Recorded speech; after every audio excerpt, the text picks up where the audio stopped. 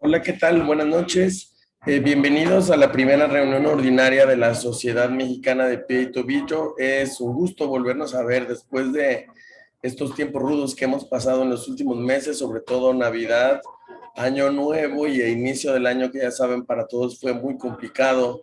La situación estuvo no muy interesante acá en el país, pero bueno, más allá de eso y en un franco proceso ya de volvernos a normalizar o a intentar normalizar tanto nuestras actividades como los pendientes que tenemos que solucionar como sociedad.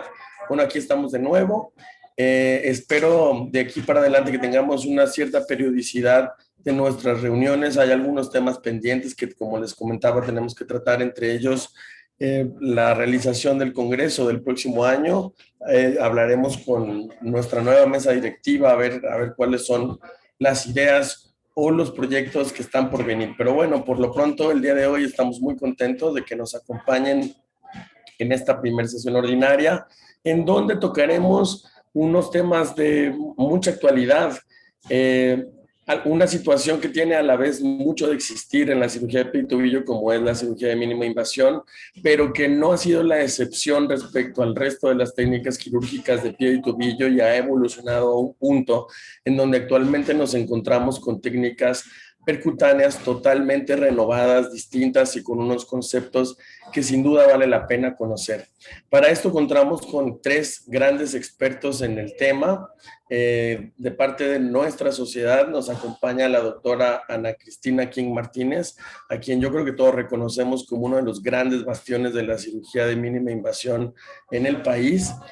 También tenemos la fortuna de que esté con nosotros la doctora Rebeca Cerrato, quien es directora del programa de fellowship en el Instituto de Pie y Tobillo y Reconstrucción de Mercy en Baltimore, Estados Unidos.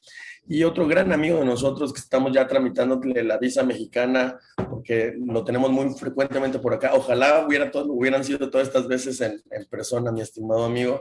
El doctor Manuel Pellegrini, también ya conocido por todos nosotros perfectamente, y que también ha sido de los pioneros y de los grandes entusiastas de estas nuevas técnicas de tercera generación de cirugía percutánea o mínima invasiva para pie. Pues sin más, empecemos entonces, si gustan, con el programa académico, y para eso le voy a pedir a la doctora Ana Cristina King que nos presente cuál ha sido su experiencia y la evolución de la cirugía MIS en México. Gracias, doctora Ana. Muchas gracias por la invitación, Luis, para iniciar las sesiones en este año. Y yo les voy a hablar sobre el tema de la experiencia y la evolución de la cirugía de mínima invasión en México. La cirugía de mínima invasión en este nuevo, digamos, en nuestra nueva etapa, inició alrededor de los 80s y 90s con Stefan Eysham, quien describe sus técnicas y posteriormente estas se expanden a todo el mundo, especialmente en España. Ahora, ¿quién es el doctor Stefan Eysham? Él es un podólogo que después de empezar con estas técnicas, estudia medicina en Guadalajara, entonces lo tenemos más cerca de nuestro país, y inició estas cirugías alrededor de los 80s y 90s. Ahora él este, abre sus quirófanos, digamos, a todos los que quisieran aprender. En los años 90, alrededor de los años 90, entonces Mariano del Prado ve a un paciente operado con estas técnicas y va a buscar al doctor Eysham, y entonces es como se hace este vínculo entre España y el doctor Eysham, con el cual realmente se le da un mayor auge a todas estas técnicas. En cuanto a México, el doctor inicia un proceso en el cual, les decía yo, tenía estos quirófanos abiertos a quien quisiera aprender. Trabaja con el doctor Chaires y con su hija, que es su anestesiólogo, y son los que controlan en el postquirúrgico a los pacientes. Este acceso muy abierto también acarrea ciertos problemas porque no siempre el acceso a las técnicas se da solo a los ortopedistas, sino también se abre otro tipo de especialidades, y con ello tenemos algunos de los problemas de la cirugía de mínima invasión. Él pero también esto permite que muchos de los médicos a nivel nacional se entrenen con el doctor Aisham de manera directa, ¿no? Aquí tenemos a unos de los médicos de las primeras, digamos, generaciones de esta cirugía percutánea y que son los que ustedes pueden seguir viendo en los eventos de la cirugía MIS a nivel de la FEMECOT, en Puerto Vallarta, el doctor Luis Villanueva, el doctor Esteban Galás, y hay varios otros elementos que también acuden a ver estos cursos. Digo, definitivamente la cirugía de invasión mínima llama la atención y atrae a público de diversos lados de la ortopedia. Algunos de los alumnos destacados, y esto es porque crean el curso de cirugía de mínima invasión en México, el primer curso, son el doctor Sancho Barroso y el doctor Alberto López Marmolejo. Ellos hacen este primer curso de cirugía de invasión mínima en México que se da en la UNAM en forma anual. Ahora, ¿cómo vamos entrando también en este tema en cuanto a la influencia española? Bueno, en el 99 acude por primera vez el doctor Prado, acompañado del doctor Aisham, en el Congreso Anual de del Colegio Mexicano de Ortopedia a presentar sus técnicas. En el 2004, también en un encuentro nacional de la MOD, se da también un curso de cirugía de mínima invasión en Puerto Vallarta. Entonces tenemos esto como los pininos, digamos, de los cursos a nivel nacional de la cirugía de mínima invasión. Ahora, ¿qué está pasando al mismo tiempo en el mundo? Bueno, pues en el 2002, un grupo de franceses, junto con el doctor Mariano de Prado, Stefan Aisham y el doctor Van Dyck, fundan lo que sería el grupo de mínima invasión de piel, GREC-MIP, que hoy se llama también MIFAS, y es parte de lo que está expandiendo toda esta cirugía de mínima invasión hacia Estados Unidos, que es parte de lo que vamos a ver a continuación en las pláticas. Entonces, como congresos nacionales, tenemos en 2005 el primer curso de cirugía percutánea del pie, en 2006 el curso que se hace ya anual de cirugía de mínima invasión en el pie en la UNAM con el doctor López Marmolejo y Sancho Barroso que veíamos. En 2007 tenemos un congreso en Monterrey donde viene Pau Golano y Thomas Bauer, en donde podemos tener también un gran exposición a las técnicas de mínima invasión.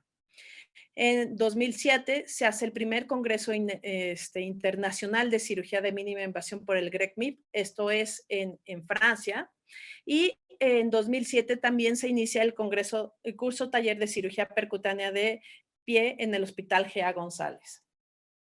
Ahora, ¿cómo llegamos nosotros, la familia King, digamos, a la cirugía de mínima invasión? Entonces, tenemos que el doctor King ve un paciente que fue operado por el doctor Aisham con estas técnicas alrededor del 2000-2001 y investiga dónde es que se están haciendo estas técnicas y llega a estos cursos abiertos al público del doctor Aisham en el Hospital San Francisco. Posteriormente, nosotros en el 2003 damos a una rotación en Francia y de ahí tenemos mucho contacto con el doctor Achalanda Basso, que se encontraba trabajando en San Sebastián. Y con él, de la mano de él, conocemos a Pau Golano y a Mariano del Prado en varios cursos y congresos, por lo que podemos entablar una relación bastante más estrecha. Posteriormente, en 2006, hacemos una estancia ya de 3 meses en San Sebastián y otra vez tenemos contacto tanto con Pau Golano como con Mariano del Prado.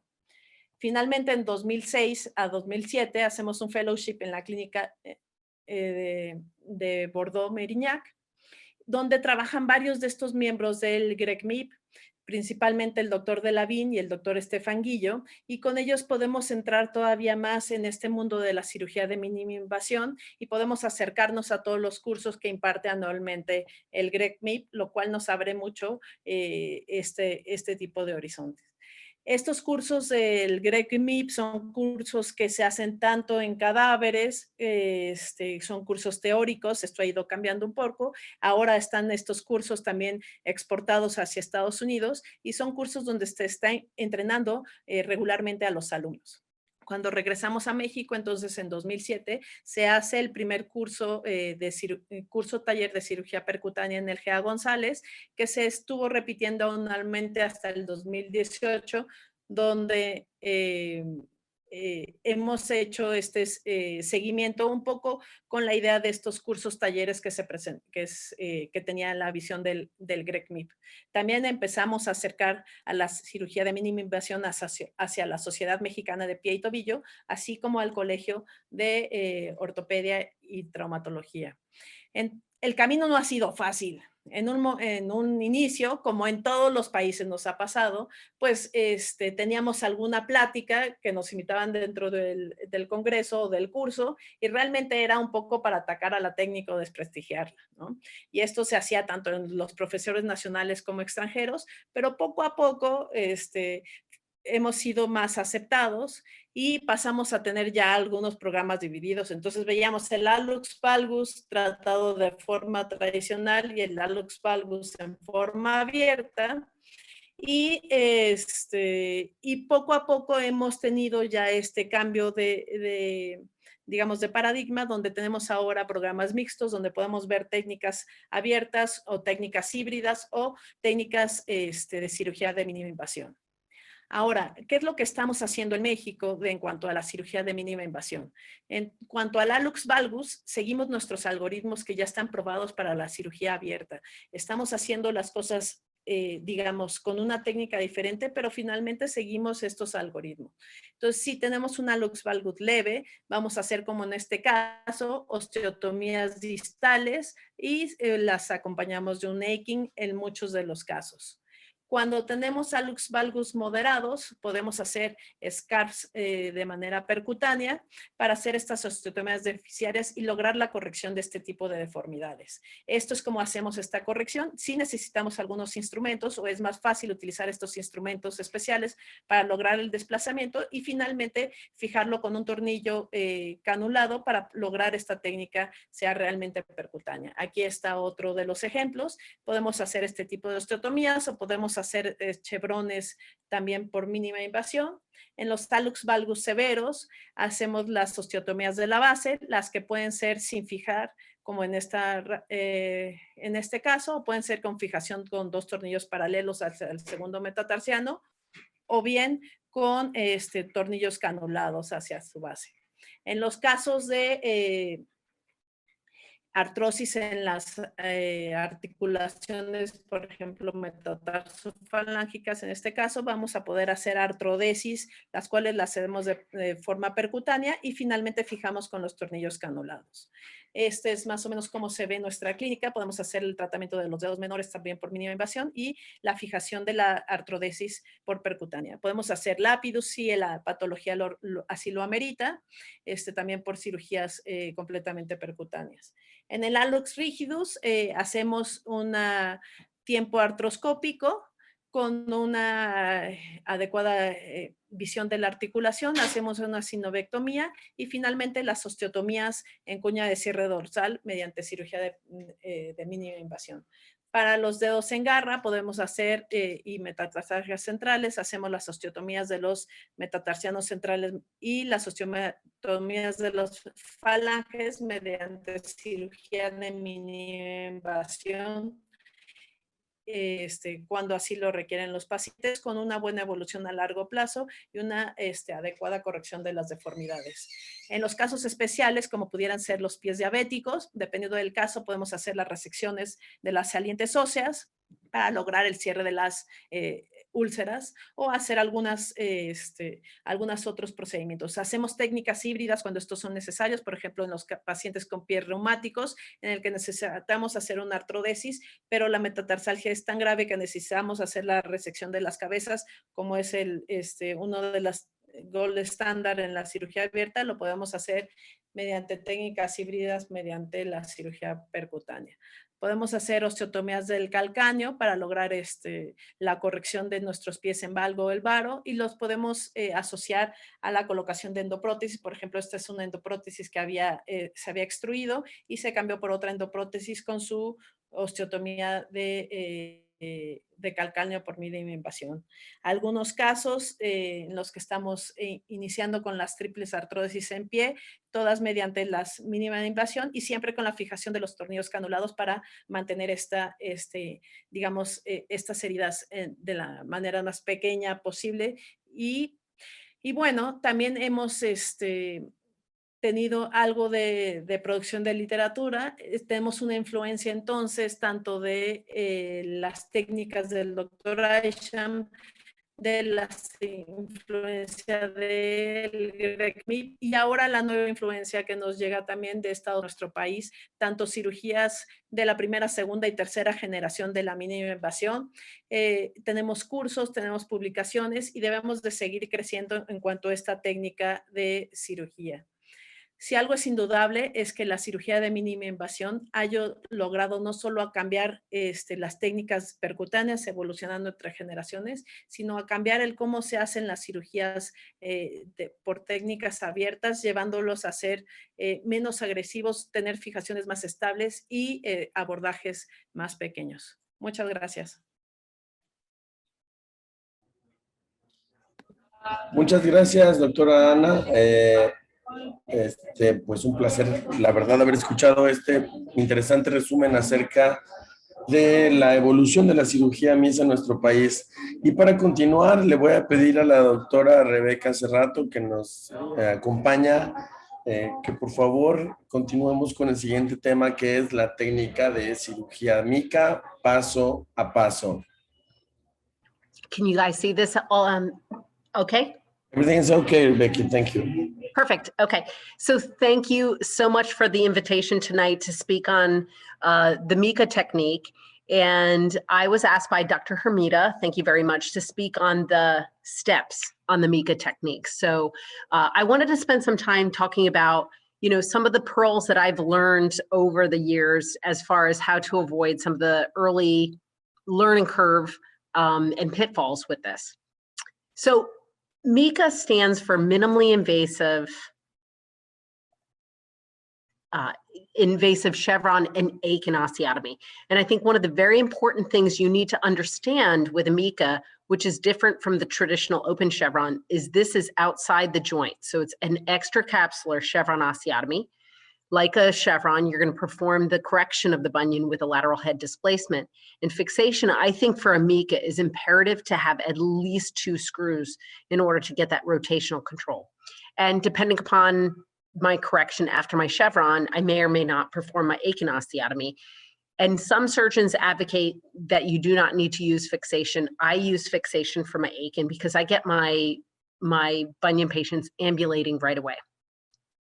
So what's the equipment that you need? And I think this is important for any of you that have not started to do any of the minimally invasive techniques. You cannot just go into performing these procedures using the same tools that you used before. So we are replacing that blade and saw with a pencil driver and burr. And if we look at the 2 types of burrs, you have your cutting burr, which is the Shanning burr that performs fine cuts. And you also have your wedge burr, which for things like hylectomies take bone away. And then you have different lengths to it. And short ones do different types of cuts, and wider ones and longer ones do different types of cuts as well. You have your pencil driver, and this is important. This is what you're going to use to perform these cuts. This is very different from a saw. And it takes a long time, I think, for surgeons, my residents, my fellows to learn how to handle this. It's no different than learning how to do arthroscopy. Equipment is different. So power we'll spend some time with, but it's not just the power. You also have these very specific pieces of equipment. You have your arthroscopic tools, such as your soft tissue rasps and beaver blades that are going to help you, the burrs that we talked about, and we talked about the power. So power is important. The power that you use, again, it must have a strong couple, meaning a high torque. And this allows the burr to initiate its cut at a very low speed, but be able to perform it. And with that, it reduces heat and production of complications from heat, as you can see with the skin and ABN. Fluoroscopy I put down for equipment as well. And so with this, I use a mini C-arm. It is going to be used through and help you guide through various steps of the procedure. You are going to position the patient's feet over the operating room table in order to use this and guide you through the different procedures. So OR setup. So this is how I set up. I am a right-hand surgeon. So I'm going to come in from, depending upon what side I am doing. So if I am operating, as you can see with the video, on the left-hand side, I'm going to be coming in from the patient's left-hand side of their foot and operating from there. The C-arm always comes in from the right-hand side, and the power box I always have up on the top left-hand side of the patient. If I'm operating on the patient's right foot, I'm going to be coming from the end of the table operating that way. If you are a left-handed surgeon, all of this is just flipped around, where you position, whether it's right or left, and also where you position your C-arm. So now we're going to talk about the osteotomy for the chevron. So again, big important difference. And it's amazing how many times when I teach this technique, surgeons who've been doing traditional chevrons for a while, they forget that this is not an intracapsular chevron. This is going to be outside the joint. So if you're looking at this, these cartoon pictures, think about this. When you're performing this osteotomy, the apex of this cut has to be performed outside the joint. Your osteotomy is performed typically with a 2 by 20 millimeter cutting burr, depending upon what equipment you have. And this is the basic outline of what the chevron we want. So the dorsal cut is performed fairly vertical, and that plantar cut's fairly shallow, but creating this sort of obtuse chevron osteotomy. A lot of times, and a lot of papers have talked about the fact that it's inevitable when a minimally invasive chevron is performed that you're going to get shortening with this procedure, and that is incorrect. The surgeon dictates the length and where the head goes.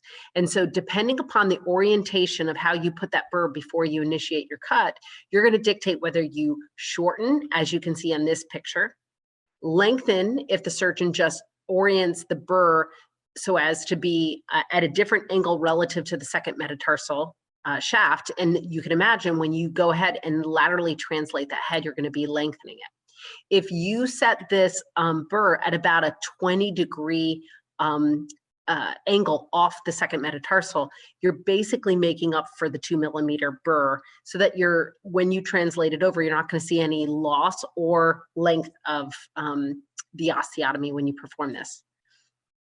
So this is kind of showing, again, the position of how we put our burr in, starting at kind of that slightly dorsal to the mid-axis point. And you're going to want to angle it at about a 15-degree angle from dorsal medial to plantar lateral. And you can imagine when you do this, as you translate the head laterally, you're also placing that head slightly plantar as well. So this talks about the technique of how you cut it. So once the burr is initiated, placed in that first metatarsal, when you perform the cut, it is not just simply a rotational cutting maneuver, which you'll see because you have that small little skin incision that you're working with. But as you do this, you're going to want to rotate your hand, such as like a supinated position, and elevate at the same time so as to minimize any kind of motion that happens at the skin when you're doing this cut. So now that you've completed the cut, that's great. Typically at this point, what I would recommend doing is placing the guide pin, the most proximal guide pin for your fixation, even before you translate the head. And why? Well, because it makes it easier to do this. So this is an example of after the osteotomy is completed, we're placing the guide pin for the first screw that's going to be used to fix the chevron osteotomy. And it's a lot easier to do before you forcefully translate the head over laterally. So if you look at this, it's the opposite. Actually, the more proximal segment is pushed over laterally. And with that, it gives you a better trajectory when you're placing that guide pin. So you can see on the left-hand side, if you leave it in position, when you place that guide pin, sometimes, and many of us have seen this, you struggle to be able to get your hand down and be able to place it in that correct trajectory, which is about a centimeter proximal to your osteotomy. However, if you are to push that more proximal segment laterally, okay, and allow the head to just sit over medially, it's going to give you that much easier trajectory to be able to place the guide pin in the correct position. So I always do this after I perform my osteotomy. I place my first guide pin in the position that I want. So once I have that first guide pin in, now I'm going to go ahead and do lateral head displacement. And this is where I spend a lot of time teaching my fellows, and I let them do this because this is critical in order for you to have a good, successful chevron performed. You can use whatever instrument you want to get placed in the intermedullary canal of the proximal fragment to be able to displace it over. But there are some keys to this procedure to make sure that as you displace the head over laterally, number one, you're not angulating it. And number two, as you push it over and translate it, you're also not plantar flexing it. And so here's some kind of step wise C-arm x-rays showing you this. So I use this straight elevator. And so you can see that. And you can also see on this left-hand side that the hallux is placed in a lot of varus at this point. So as you push the head over laterally, by putting the hallux in varus, you're preventing any of that angulation that happens at the head. And because we've put our guide pin already in and through the lateral cortex before this, we're already set to go. So once I've got this head translated over, I like its position, I just have my assistant fire my guide pin for my first screw up to engage and stabilize the head. So some of the keys, like we talked about, you want varus force on the hallux, and that prevents that valgus angulation, or that kind of angulation that happens at the head if all you're doing is laterally translating it. The other thing you want to look for, and I emphasize with my fellows, is you can see here with the red arrows, you want to see that soft tissue gap that is created between my soft tissue or my periosteal elevator and the M1 head. And that means that you have that entire capsule between the bone of the medial eminence and my displacer. If you do not see that space, that likely means that your head is plantar flex, meaning the instrument that you're using to push it over is above it. So you want to be able to see the space here. You'll know then at this position that I have accurately translated it over without plantar flexing the head. And then you can see on this view, as I had mentioned before, depending upon how you angle your burr, you can create a translational osteotomy that creates no shortening or lengthening, or in this case, you can see slight lengthening. So we've compensated, and there is no loss of length of this metatarsal head. So you can see that, and I'm kind of emphasizing, I use that straight elevator, and it is under that medial eminence that you can see there. And my hand is holding the hallux in that varus position as I translate it over, and the guide pin is then placed across. And you can see with the lateral x-ray on the left-hand side, there's no plantar flexion deformity or even dorsiflexion deformity to the metatarsal head despite its translation. And this is really key in order for you to prevent any complications. So you can see that sort of position that a lot of us hold with that. So now that we've shifted it over, now we got to fix it. And again, I talk about this, 2 screws are required in order to obtain that rotational stability and security of the fixation so that I can let my patient's weight bear right away. And the most critical of all of the screws is the proximal screw. That proximal screw needs to exit about 8 to 10 millimeters proximal to your osteotomy, so you get that really good, strong lateral cortex before it engages the head. And that's going to provide you a lot of stability to this fixation. And then the distal screw, I typically aim to be parallel to it. Obviously, it doesn't need to engage the lateral cortex, and usually doesn't in that case, and provides that rotational control as long as it's parallel or divergent to the other one. So once you finish, once you have the screws in, then don't forget that eminence. Now that you've pushed the head over and you no longer have the prominence of the medial eminence, you now have the prominence of the medial spike of your proximal fragment. So you want to make sure that you go ahead and carefully, and typically I use the small incision that I place the most distal screw, I'll put my burr in there, and under fluoroscopic guidance, I'll make sure that I carefully burr that down to get rid of that eminence. Do you need to perform a distal soft tissue release? Sometimes. I had surgery today, and this is probably the first case I've done in a couple of months that I did a distal soft tissue release. I think there's some key principles to this. Number one, you never want to perform this before you actually perform the chevron osteotomy and fix it, because without the lateral soft tissue structures, particularly with an extra capsular chevron, you're going to lose a lot of the stability. And once I've done my chevron, I consider it only if the lateral sesamoids remain uncovered after I've done my chevron and the joint is incongruent. So in those situations, I will do it. And so how do we perform it? Well, typically the beaver blade's placed lateral to your EHL right at your joint line, as you can see here on that little fluoroscopic picture. And you take that beaver blade down to, and you want to release the lateral head of the FHB only. Okay, take care not to release the lateral collateral ligament. Otherwise, you put yourself at risk for giving that patient a varus deformity. And so I will do that under fluoroscopic guidance if I need it. And I perform it before my Aiken. And so now let's move on to the Aiken. So for some of these patients, we perform an Aiken osteotomy as well. And for my MICAs, I would say probably 80 to 90% of my patients get Aikens.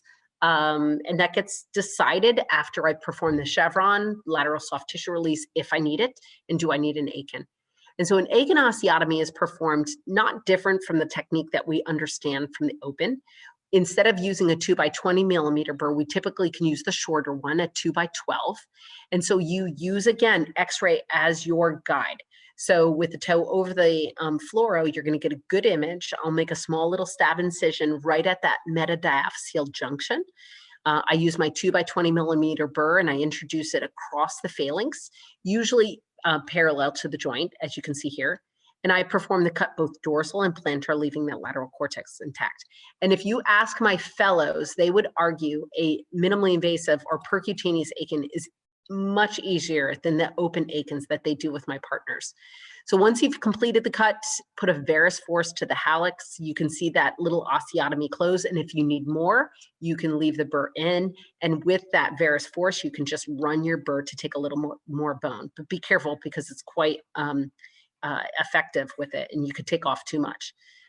And as I had mentioned earlier, I like to fix all of my Aikens because I have rigid fixation at my chevron.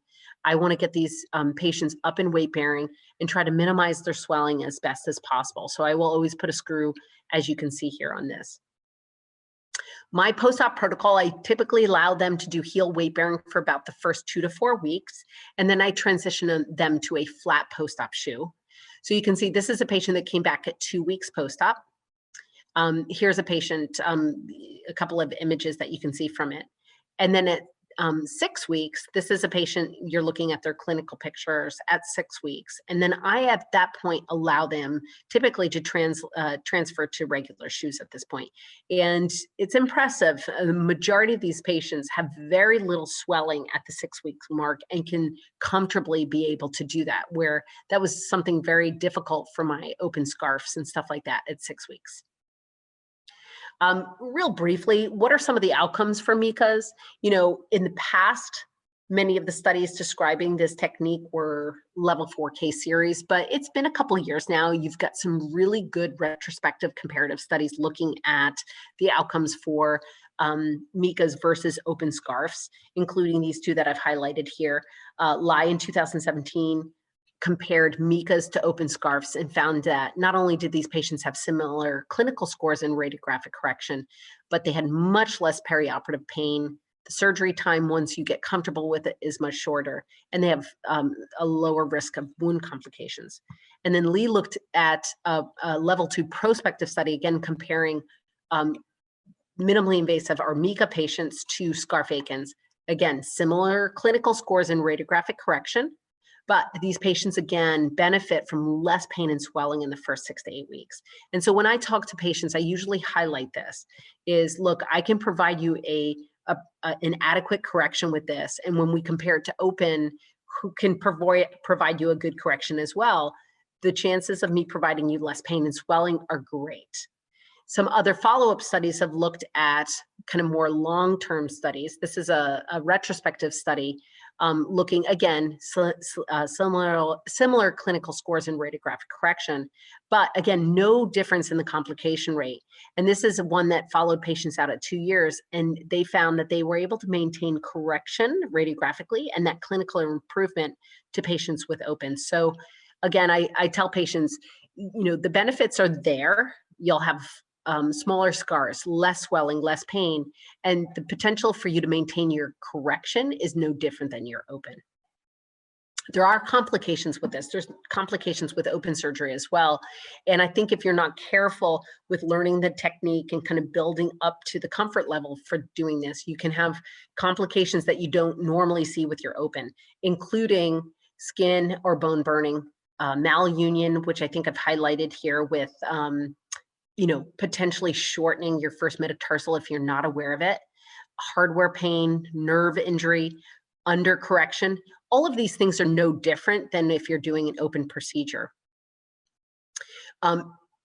With this learning curve, use your C-arm frequently. Don't be afraid to use this, especially in the beginning. These are your eyes. Know your instruments, know your technique before you do this. I always recommend to my fellows in the beginning, first several procedures, draw out the bony landmarks to help you with placement of your burr and your wires and your screws. Focus in the beginning on correct hand maneuvers so that you protect your skin. And speed. The speed for me is never max than 6,000. And oftentimes it's dictated by your the pressure that you put on your foot pedal.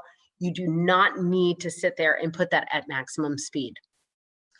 The learning curve can get mitigated by things like cadaver courses. So attend instructional cadaver courses. There's many available. Study percutaneous textbooks and papers. Start with easy techniques and build to it. Attend courses, as had been mentioned earlier by Mifas and Gretnik. And join the group. I'm happy to help all of you guys be successful with this technique. Thank you. Muchas gracias, doctora Rebeca. Pues muy interesante. Han visto una manera muy metódica de ir llevando la técnica paso a paso. Una técnica que hay que tener sus cuidados, ¿eh? No es tan fácil de hacerse. Supongo que requiere una buena curva de aprendizaje. Y precisamente de eso nos va a hablar un poco el doctor Manuel Pellegrini, que lo vamos a invitar ahora a que nos acompañe con el tema Mi experiencia con Mica y el futuro de la mínima invasión. Muchas gracias, Luis, por la invitación a esta presentación. And thank you, Becky. I think your last slide represent what I'm going to say here. So, vamos a compartir ahora. Perfecto, muchas gracias entonces por esta invitación y vamos a hablar un poco de mi experiencia en Mica o MIVA en realidad, como iremos algo discutiendo. Como bien nos contó Ana, las técnicas de mínima invasión son técnicas que tienen larga data, hay literatura que la ha ido avalando en el tiempo y es algo que empezó inicialmente en Europa, pero se ha ido extendiendo a Estados Unidos, a México, a Chile, a Argentina y es algo que ya está bastante diseminado.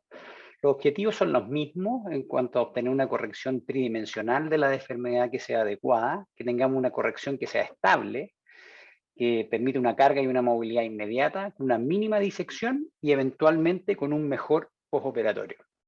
Nosotros cuando empezamos con esta inquietud y empezamos a hacer nuestra curva, siempre fuimos un poco reticentes y recojo las palabras de Ana, que éramos bien críticos y bien escépticos acerca de los resultados de esto y empezamos iniciando no solamente con cirugía, y la primera que empezamos a hacer fue el bunionet, que es una cirugía que es relativamente sencilla de hacer, predecible y que permite también irse entrenando en estas técnicas de mínima invasión.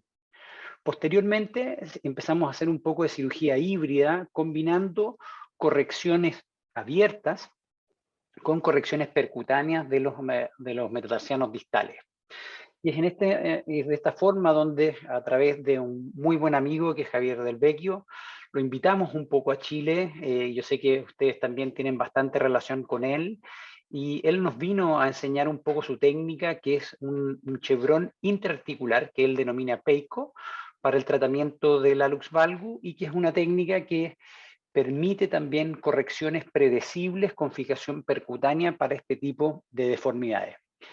Y a través de esta técnica también nos empezamos a incorporar conceptos de un poco, y por eso iba con el término MIVA, que son muchos conceptos que vienen derivados de la cirugía tipo Bosch, que es parecido a una técnica que tal vez es precursora en este aspecto, y algo de énfasis que adquirimos y de aprendizaje que obtuvimos a través de Javier son dos cosas principalmente como concepto. Uno, la liberación capsular previa a la realización de la osteotomía, y otro, la utilización de esta aguja que entra por la falange distal del hallux para permitir la corrección. Y finalmente también la importancia del vendaje postquirúrgico que nos va a permitir guiar un poco este tratamiento. Y en esta misma línea, otro buen amigo, Pablo Sotelano, de Argentina, nos enseñó también cómo realizar el MICA. Y fue un poco así como empezó nuestra aventura en el tratamiento percutáneo de la deformidad del hallux valgus, con casos como ustedes ven en este que estamos presentando.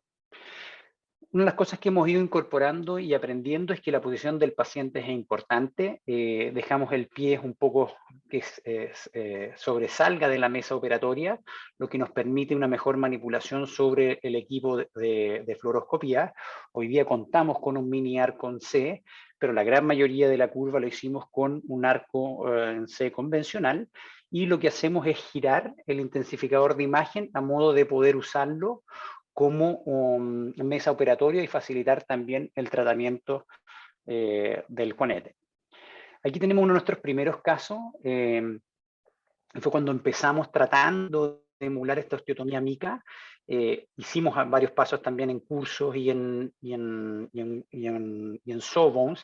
Y la verdad es que uno tiene que acostumbrarse para que justamente lo que decían y que uno no tenga complicaciones como esta que tuvimos en varios de los primeros casos en que se nos fracturó la cortical medial, justamente porque por fallas técnicas en la realización de la osteotomía.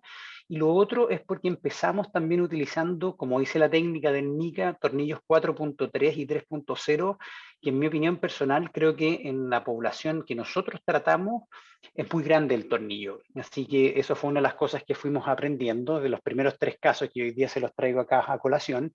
El primero que habían visto ahí, esta es otra paciente que operamos con la misma técnica e hicimos una técnica híbrida, porque tuvimos tal desastre en la cirugía del pie derecho que no fuimos capaces de obtener fijación y tuvimos que dejarla sin fijar y manejarla solamente con vendaje, y curiosamente y afortunadamente para nosotros, y como dicen los americanos, better lucky than good, tuvimos suerte con esta paciente, y esta es una paciente que afortunadamente evolucionó en forma satisfactoria. Así que esto es lo que aprendimos en una primera instancia y decidimos, a modo y también a sugerencia y conversaciones con gente que tenía un poco más de experiencia, de abandonar la osteotomía MICA y empezar haciendo la Bosch, que es una osteotomía transversal, recta prácticamente al mismo nivel en el metatarsiano, hasta que un poco empezáramos a acostumbrarnos más al manejo de la fresa y a conocer mejor el comportamiento de la osteotomía. Otra de las cosas que hacemos nosotros, a diferencia un poco de lo que comentaba Rebeca, es que nosotros efectivamente sí hacemos una liberación de la cápsula. Como ustedes pueden ver, acá liberamos el ligamento, no solamente el flexor corto del hallux, pero sí también el ligamento metatarsamoideo lateral, teniendo la precaución de que se produzca un bostezo en la porción más lateral del metatarsofalange, pero no que se produzca una liberación completa. Y lo que hacemos también es que antes de realizar la osteotomía, nosotros utilizamos agujas 2.5 milímetros, que son más grandes que las agujas que vienen en los tornillos canulados para realizar esta osteotomía, porque encontramos que son agujas que son demasiado delgadas y se doblan fácilmente, lo cual también dificulta el manejo y la fijación posterior de la osteotomía. Entonces, además de haber hecho estos cambios, estamos haciendo MIVA, entonces utilizamos la aguja a través de la falange distal y utilizamos una sonda canalada que doblamos y nos guía, y esto es un tip técnico para realizar fácilmente el grado de curvatura de la sonda canalada, lo utilizamos tratando de emular una pinza Kelly, y prácticamente calzan bastante bien y permite hacer un desplazamiento de la cabeza del metatarsiano hacia lateral con bastante facilidad, y el acceso de la aguja que viene desde la falange distal, como la técnica de Bosch original, para mantener esta fijación estable.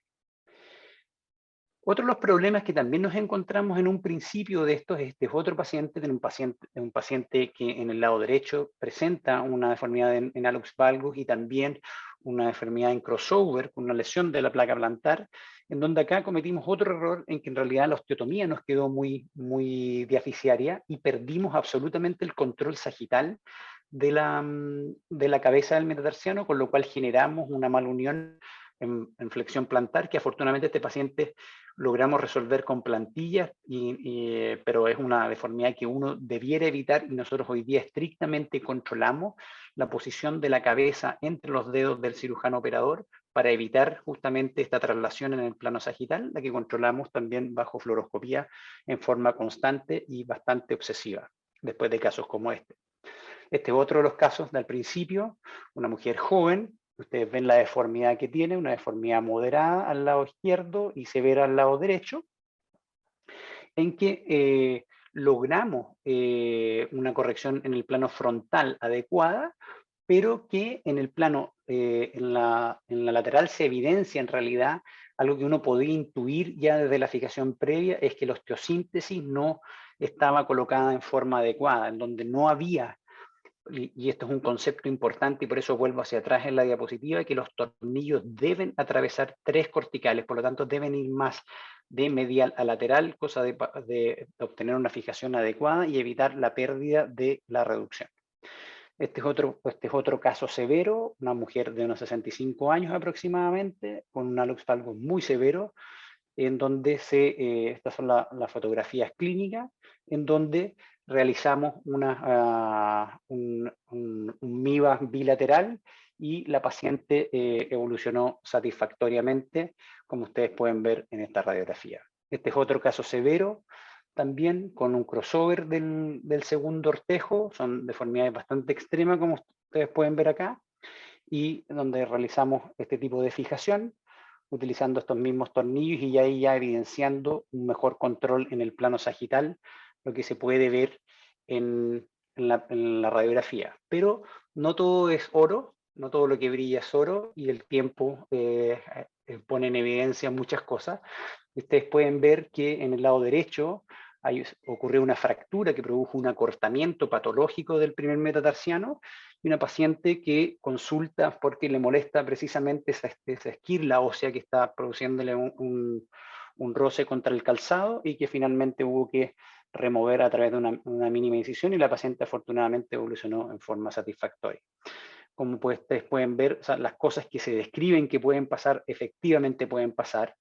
Como en este paciente, este es un hombre de 65 años con un hallux valgus moderado a leve y con un dolor metatarsofalángico de la segundo ortejo, con una inestabilidad en esa zona, y realizamos un DMO del segundo y una osteotomía de la base de F1 al segundo ortejo, más un MIVA. Y lo que y lo que puedo destacar en este paciente, que un poco nos obcecamos en la resección de la espícula, que me parecía un poco prominente en relación a los tornillos, y que también produjo un problema menor a nivel de la herida en la piel, pero que afortunadamente el paciente evolucionó satisfactoriamente y muy satisfecho con su cirugía.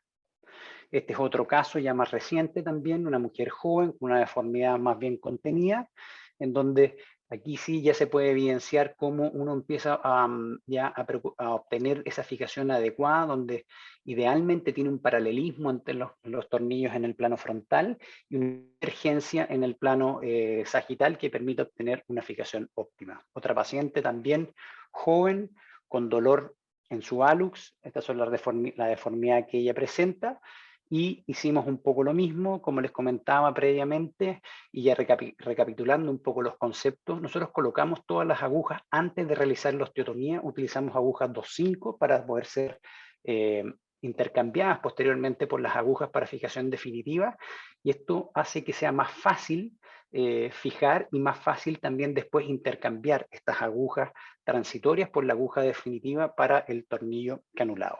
Y ese es como ven la paciente en el postoperatorio.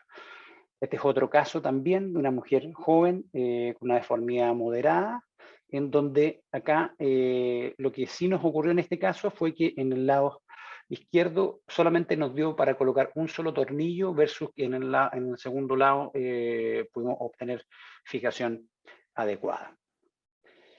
Y entrando ya en los últimos casos, estos también son casos severos, los últimos pacientes que hemos realizado, y también nos pasó un poco lo mismo de que fuimos solamente capaces de colocar un solo tornillo, aunque bien puesto nos dio una fijación bastante estable y la paciente evolucionó satisfactoriamente. En general creo que es una técnica en la cual nos consideramos que estamos todavía totalmente en desarrollo. Creo que es un tema que es absolutamente candente. Creo que, o sea, donde personalmente tengo que evolucionar o tenemos que evolucionar hasta a cambiar este MIVA por una osteotomía más estable, aunque también eso está en discusión, dado que muchas veces se realiza una traslación completa de la cabeza, con lo cual la forma de la osteotomía sería menos relevante, pero uno ve como hay autores que buscan fijaciones un poco más estable, como el mismo Javier Del Vecchio o recientemente Josep Torrent, que ha publicado la realización de un scarf de mínima invasión. Y para terminar, los invito un poco a revisar estos artículos que son interesantes.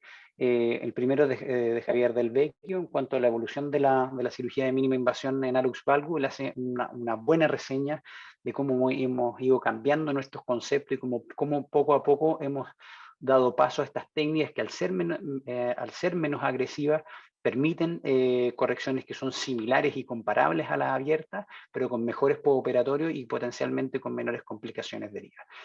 Y la última, el artículo que les mencionaba de Josep Torrent. Muchas gracias. Muchas gracias, Manuel. Oye, una pregunta. ¿A los cuántos casos tú comenzaste a sentirte cómodo para realizar esta osteotomía? Empezamos, lo que pasa es que fuimos bastante cautos en la forma de empezar, como traté de mencionar ahí. Empezamos muy levemente haciendo cirugías poco agresivas como son el Munionet y las osteotomías distales de metatarsiano.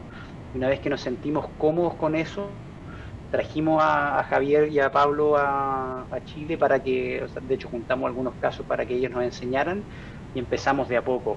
Yo te diría que por lo menos unos 15 casos, te diría. Ok, muy bien. Y lo malo es que uno sabe, o sea, tú charlas como la de Becky, que te dice exactamente qué te puede pasar, tú intentas que no te pase, pero igual te va a pasar. Entonces, lamentablemente, uno en este escenario tienes que estar dispuesto a asumir esa curva de aprendizaje, por supuesto que con las precauciones que se describen, cosas que uno va aprendiendo, y por eso que estas charlas son muy útiles, porque uno va escuchando a los colegas que van teniendo los mismos problemas que has tenido tú, y interesante ver cómo van saliendo también de esos mismos problemas. Claro. Entonces es justo la pregunta que le quiero hacer ahora a la doctora Rebeca. La voy a hacer primero en español, después en inglés. Considerando, por ejemplo, precisamente que a una persona le interesara ser un experto, ser un maestro o hacer una buena cantidad de cirugía de mínima invasión, ¿cuál es el proceso que tú recomiendas para que esto suceda? Bueno, in the case I'm an orthopedic surgeon, I would like to do these minimal invasive techniques. They are spectacular. I'm eager to do it. But what do you recommend? What should I do step by step in academic formation, for instance, or practicing? What should I do in order to try not to have so many bad cases or bad experiences in doing this? So I think it's important for anybody interested in doing this. You have to participate in in-person cadaver courses. you have to get your hands on this equipment. It's inherently very different than how we learn how to operate. So this is just not something that you can, YouTube or read about and say, okay, I think I can get this technique down. So that's the first thing I think you need to do is practice it. And if you have the opportunity, aside from just a single course, being able to practice a couple of times before you do this, that would be my first recommendation. And then my second one would be start with some easier percutaneous techniques, not the bunion. So I would start with bunionette. I would start with an isolated Aiken. So if you want to do your open bunion surgeries and start practicing your technique with doing the percutaneous Aiken, I think that's a great way to do it. And as you sort of kind of get that feel and that comfort level, then you'll be able to start doing some of these other more challenging techniques. And again, just kind of review these things, listen to me. I have made all the mistakes. Let me show you what not to do. And, just review those things before you do your first bunion, and it will go well. Trust me. Once you get this technique down, this is a scarf is technically more challenging. That phrase, it's always, is very usual with us. Let me show you my mistakes, but there's something about orthopedic surgeons that we like to have our own mistakes many times.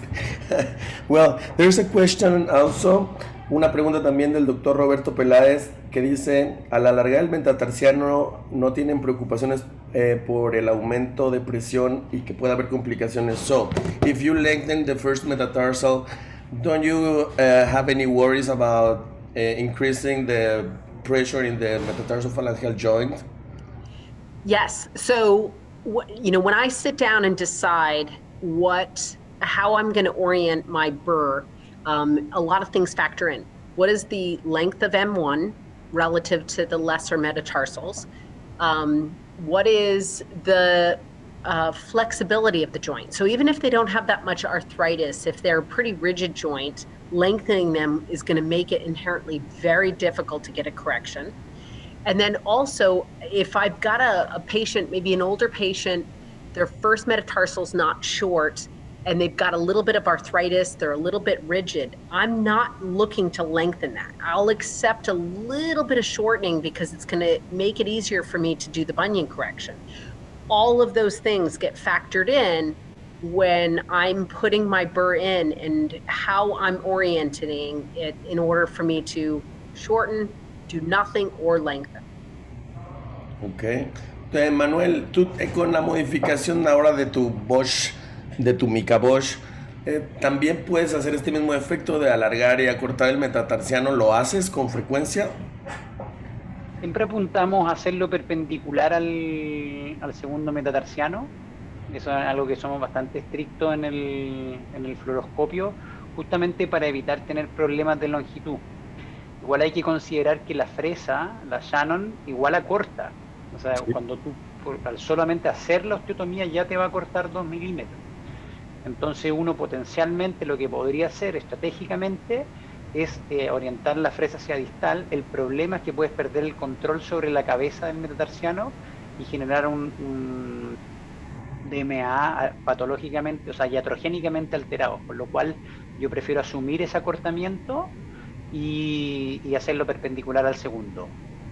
Ok, muy bien. Y doctora Ana, te quiero hacer una pregunta diabólica para terminar ya con la ronda de preguntas.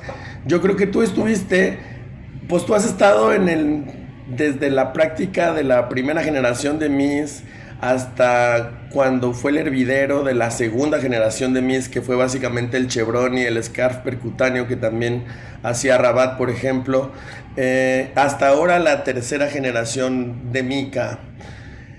¿Qué diferencias reales ves respecto de unas técnicas a las otras? ¿Las de segunda te parecen realmente distintas a estas de tercera, o estas de tercera se las sacaron de tercera nada más por hacerles así debajo de la manga? ¿O cómo ves? Estamos en confianza, podemos decir las verdades aquí. Pues mira, yo creo que de la primera a la segunda generación, lo que pasa es que se abrió un poco el panorama de lo que podías tratar, ¿no? Me refiero a lo mejor con las osteotomías distales te quedas corto para algunas patologías del primer dedo, ¿no? Que al hacer osteotomías, ya sea las diaficiarias o las de la base, aumentas ese arsenal. Ahora, si me preguntas, la verdad es que yo no he empezado a tratar estas osteotomías tipo mica, a lo mejor porque, digo, con lo que hago tradicionalmente, o sea, con las osteotomías de la base o con algunas diaficiarias, puedo tener la corrección que necesito en la mayor parte de los casos. Entonces, creo que la mica ofrece una parte que a lo mejor era por lo que muchos cirujanos no habían cambiado a las cirugías de mínima invasión, ¿no? Que es esta parte de la estabilización, que estás seguro dónde dejas tu osteotomía, y que a lo mejor a mí no me hacía tan incómodo dejar una osteotomía o sin fijación o con una fijación menos estable, y entonces por eso no he corrido a hacer estas técnicas de tercera generación, ¿no? Creo que eso es lo que ofrecen estas técnicas de nuevas, digamos, que tampoco son tan nuevas, ¿no? O sea, pero sin duda todo, y como bien nos dijeron los demás ponentes, o sea, tenemos que pasar por una curva de aprendizaje. Hagamos primera, segunda, tercera generación, el cómo agarramos el bisturí, el cómo agarramos la fresa, lo que implica el que uses una fresa en vez de una sierra para hacer tus cortes, eso lo tienes que entender y lo tienes que poder manejar antes de decidirte a hacer cualquier cirugía.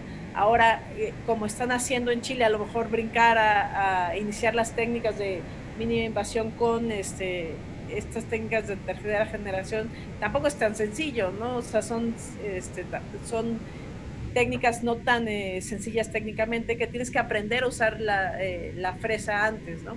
Entonces sí, yo daría el mismo consejo. Si van a aprender estas técnicas, a lo mejor iniciar con técnicas menos complejas, dedos menores, a lo mejor las osteotomías de las falanges, y después ya brincar al tipo de cirugía que te ofrezca la técnica con la que tú te sientas cómodo y con la que puedas solucionar el problema que estás teniendo en tus pacientes, ¿no? Yo creo que lo podemos solucionar de varias formas y esto aumenta nuestro arsenal, pero nada más.